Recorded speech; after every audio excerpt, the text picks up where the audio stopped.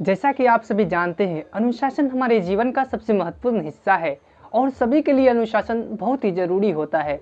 अनुशासन का मतलब होता है नियम का पालन या अनुसरण करना। एक अनुशासन ही होता है जो मनुष्यों को पशुओं से अलग बनाता है। इसी के साथ अनुशासन की वजह से ही मनुष्य समाज में रह सकता है।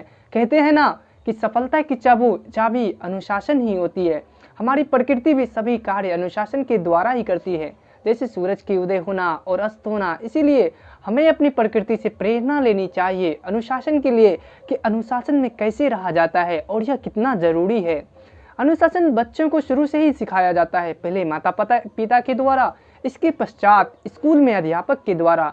कुछ बच्चों में अनुशासन जन्मजात ही पाया जाता है, परंतु कुछ बच्चों में अनुशासन को जबरदस्ती थोपना पड़ता है। अनुशासन में अच्छा व्यवहार करना, समय का पालन करना, सभी की बात मानना, सभी का सम्मान करना इत्यादि होता है।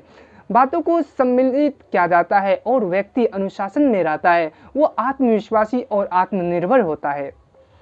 अनुशासन का सबसे अधिक महत्व विद्यार्थी के जीवन में होता है, क्योंकि अनुशासन के जरिए ही विद्यार्थी का विकास होता है। जो विद्यार्थी अनुशासन को अपने जीवन में उतारता है, उसी को समाज में सम्मान मिलता है।